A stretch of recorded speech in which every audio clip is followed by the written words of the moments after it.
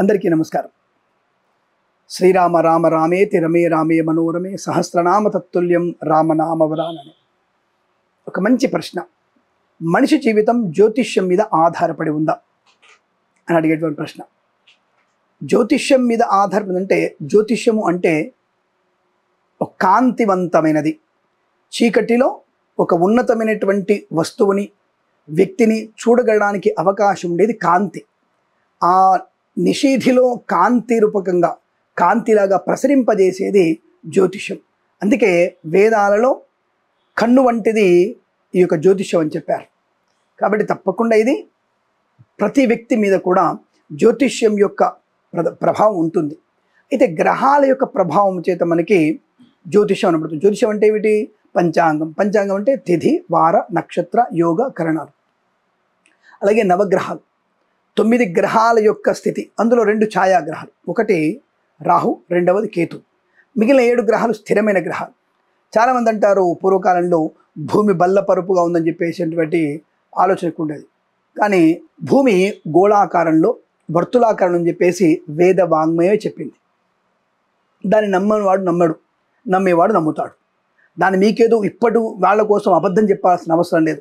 ఏదో సూడో నాస్తికులు చాలామంది ఉంటారు. సూడో నాస్తికులు వాళ్ళ యొక్క తాతలు ముత్తాతలందరూ కూడా సనాధర్మంలో ఉన్నవాళ్ళే. ఇప్పుడు దాని ఏదో ఫిజిక్స్ చదువుకున్నాం, కెమిస్ట్రీ చదువుకున్నాం, బయాలజీ చదువుకున్నాం అంటే లాజిక్గా మాట్లాడే ఎక్కువ మంది ఉంటారు.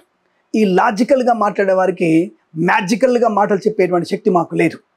కానీ రియాలిటీగా చెప్పగలిగే అవకాశం, నక్షత్రము, నక్షత్రం యొక్క ప్రమాణము, నక్షత్రం యొక్క కాంతి సంబంధమైన స్థితి, గ్రహాల యొక్క కాంతి పరావర్తనము, ఇవన్నీ మనిషి జీవితం మీద మంచి చెడు ప్రభావాన్ని చూపిస్తాయి. అందులో సందేహం లేదు. ఒక చిన్న విషయం చెప్తాను మీకు. మనము ఏదైనా నాలా దగ్గరికి, అంటే భయంకరమైన నాలా ప్రవహిస్తుంది, ఆ నాలా దగ్గరికి మనం వెళ్తే ముక్కు మూసుకొని వెళ్తామా, లేదంటే హాయిగా మంచి దుర్గంధము సుగంధంలా ఉందని చెప్పేసి ఆస్వాదిస్తామా అంటే తప్పకుండా మనం ముక్కు మూసుకొని వెళ్తాం. అదే నాలా పక్కన ఉండేవాడు నిరంతరం పిలుస్తూనే ఉన్నాడు, వాడు కొత్తగా ఏమనిపించదు. నువ్వు సుగంధం తీసుకెళ్తే కూడా ఏదో వాసన వస్తుంది, మంచి వాసన తప్ప వాడికి చెడు వాసన యొక్క ప్రభావము, మంచి వాసన ప్రభావం అని తెలియదు. వాడికి మురికి వాసన పీల్చి పీల్చి వాడికి మురికి ఏంటో, మంచి ఏంటో, చెడు ఏంటో తెలియదు వాడికి. ఇదంతే, అది వాస్తవం. ఎందుకంటే శరీరం యొక్క లక్షణం అది. ఇప్పుడు మన దొడ్లో పోయినప్పుడు ప్రారంభంలోనే అనవసరం కంపు వాసన వస్తుంది, తప్పుగా అనుకోకండి. కానీ కాసేపు తర్వాత అది మనకి కామన్గానే కనపడుతుంది. మనం శుభ్రమై మళ్ళీ బయటకు వచ్చిన తర్వాత మళ్ళీ ఇంకో వెళ్తున్నప్పుడు మళ్ళీ కంపు వాసన కనపడుతుంది. ఇలా చెప్తే అర్థమవుతుగా చెప్తున్నాను నేను. అలాంటిదే కాంతి యొక్క ప్రభావము, ఇతర గ్రహాల యొక్క ప్రభావము, ఆ యొక్క ఈ మనకి ఏమంటారంటే పంచభూతాల యొక్క స్థితి ఎలాగైతే మనకి మనిషి మీద ప్రభావం చూపిస్తుందో అలాంటి ప్రభావమే కాంతి కిరణం యొక్క, అంటే గ్రహాల యొక్క కాంతి కిరణం యొక్క ప్రభావం. భూమి కదులుతూ ఉంటుంది, కరెక్టే. గ్రహాలని స్థిరమైనవే, భూమి మాత్రమే కదులుతూ ఉంటుంది.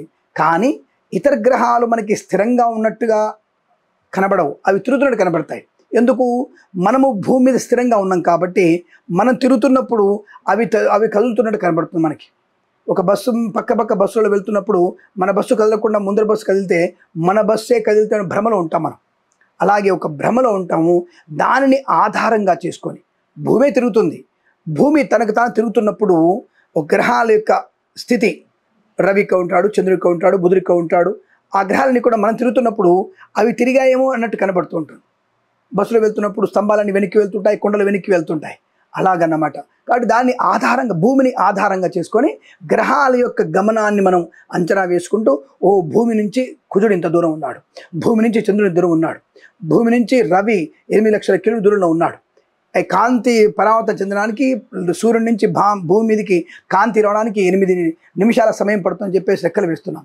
అలాగా ఎప్పుడైనా సరే ఆ కాంతి మన మీద పడినప్పుడు ఈ యొక్క పంచభూతాలు వచ్చేటువంటి మార్పులు, అనేక రకాల మార్పుల వల్ల మనిషి యొక్క జీవన ప్రమాణంలోనూ, మనిషి యొక్క చర్మ సంబంధమైనటువంటిది, మనిషి యొక్క బుద్ధి మీద దాని యొక్క ప్రభావం తప్పకుండా పడుతుంది.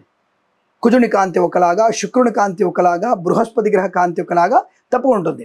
అది నిరంతరం జరిగే ప్రక్రియ కాబట్టి ఆ నిరంతర ప్రక్రియలో భాగంగా మన జీవితంలో కూడా అనేక మార్పులు ఉంటూ ఉంటాయి. ఇవాళ కళాశాలకు వెళ్ళాడు, బాగున్నాడు, రేపు కళాశాలలో ఫైటింగ్ అవుతుంది. ఇవాళ ఉద్యోగంకి వెళ్ళి బాగున్నాడు, రేపు ఉద్యోగంలో ఫైర్ అంటాడు, ఇంటికి వచ్చేస్తాడు. ఎందుకు జరిగింది మరి? రోజు చేసే ఉద్యోగమేగా.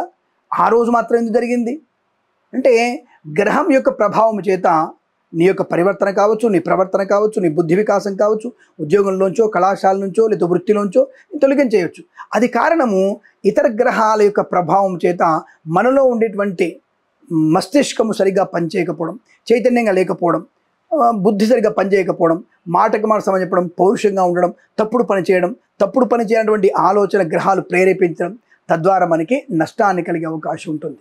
కాబట్టి గ్రహాల యొక్క కాంతి ప్రభావం భూమి నుంచి వచ్చేటువంటి అనేక రకాల ధాతువుల యొక్క పరిణామ క్రియలో మనిషి మీద ప్రభావం చూపిస్తుంది. దానివల్ల మనిషికి జాతక ప్రకారంగానే అనేక రకాల శుభాశుభ యోగాలు, అనేక రకాల ఆలోచనలు ఇవన్నీ తగ్గించుకునే అవకాశం ఉంటుంది. కాబట్టి నవగ్రహాల యొక్క ప్రభావం మనిషి జీవితం మీద స్థిరంగా ఉంటుంది. దానివల్ల అనేక రకాల మార్పులు చేర్పులు ఉంటాయి, ఇందులో సందేహం లేదు.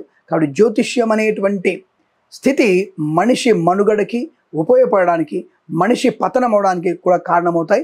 కాబట్టి దీన్ని విశ్లేషణ చాలా వివరంగా చెప్పాల్సి ఉంటుంది, చాలాసేపు పడుతుంది. కానీ నేను చెప్పినటువంటి చిన్న చిన్న ఉదాహరణ ద్వారా జ్యోతిష్యం యొక్క ప్రభావం మనిషి మనుగడకి అవసరమవుతుందన్న విషయాన్ని తెలియజేస్తుంది. సర్వే జనా సుఖినో భవంతు, అఖండ ఐశ్వర్యమస్తు. నమస్కారం. ప్రేమతో మీ కిరణ్ శర్మ.